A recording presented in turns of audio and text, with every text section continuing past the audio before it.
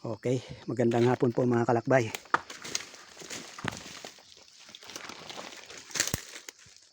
Ito po ang inyong kalakbay, si Roger, ang manlalakbay ng SJOM. Karating na po kami doon sa pupuntahan naming kuweba. Oh, grabe. Kataas pala nun. Malalim pala yung pinanggalingan namin ni Lolo. Buti, pinagtiyagaan din akong samahan ni Lolo papunta rito.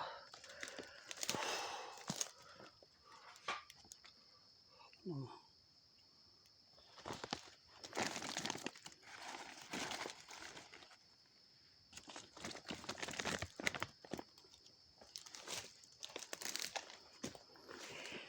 Yan, narating na po namin ang aming pupuntahan na kuweba. Ito mga kalakbay. Grabe. Ayan. Kung nakikita po ninyo mga kalakbay.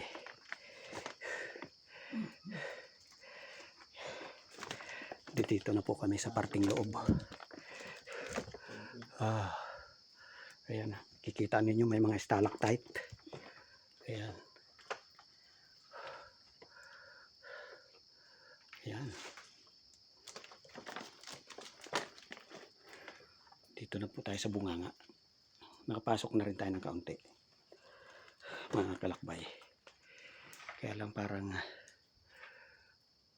ang lugar na ito ay bihirang mapasok ng tao. Ayan mga kalakbay. Oh.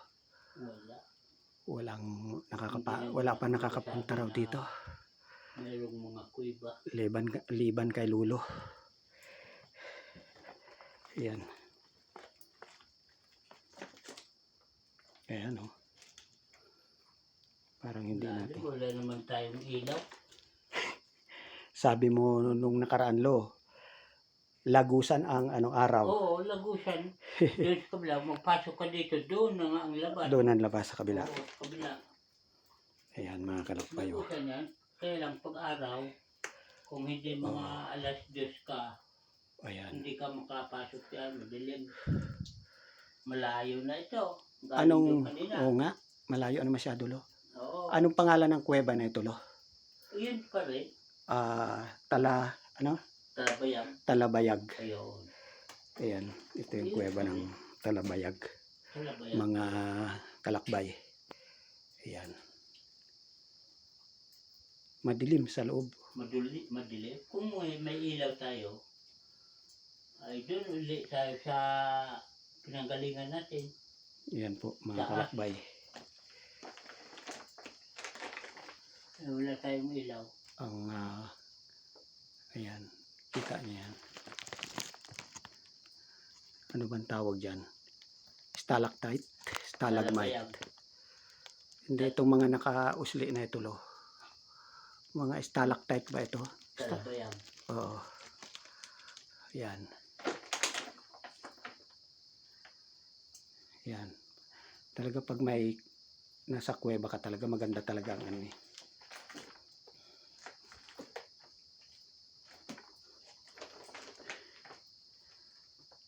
Malumigmig dito sa loob. Halatang napakatagal na ng kuweba na ito na hindi napupuntahan. Ay. Dahil makikita mo yung rock formation. Ay kung hindi lang nga ikaw, ay hindi ko ituro ito. Kung hindi nga lang ako, ay talaga raw na hindi tuturo ito ni Lolo kahit kanino.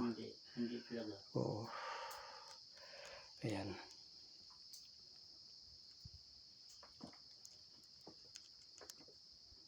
Yan mga kalakbay, ang kuweba raw na ito nung panahon. Dito nga nagtatago yung mga sinaunang katutubo nung World War II. Kaya kumbaga nakaligtas sila sa mga Hapon. Pagkagira. Pero nung tumanda sila, patay din. Oh. Eh siyempre tumanda na eh.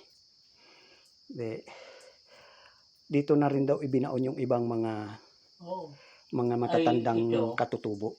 May kuweba doon, kaya lang malayo pa galing dito. Oo.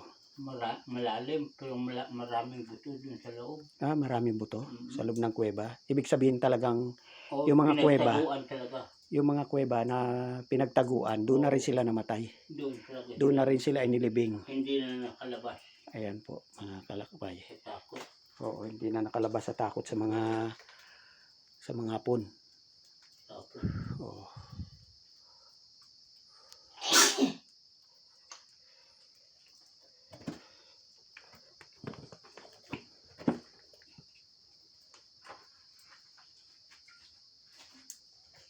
Matatalim ang bato. Matatalim ang mga bato nga, oh. Yan o. Ang Oo. taas. Kaya nga, Baka. stalactite nga yan, lo. Stalactite o stalagmite? Oh.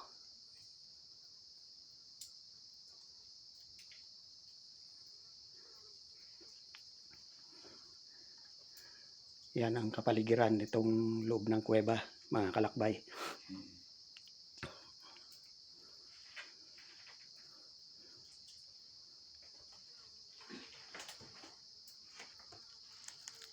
Yan o. Ang galing ng pagkakapurma na hinubog siguro ito ng tubig sa haba ng panahon. Oh, Sa haba. oh.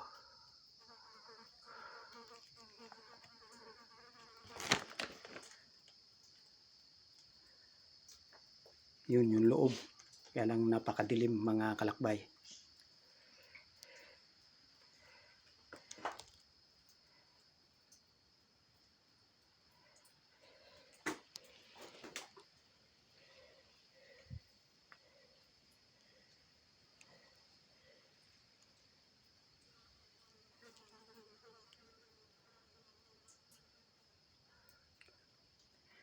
Bueno, mga kalakbay, hanggang dito na lang po muli. Maraming sa inyo, salamat sa inyong pagsubaybay.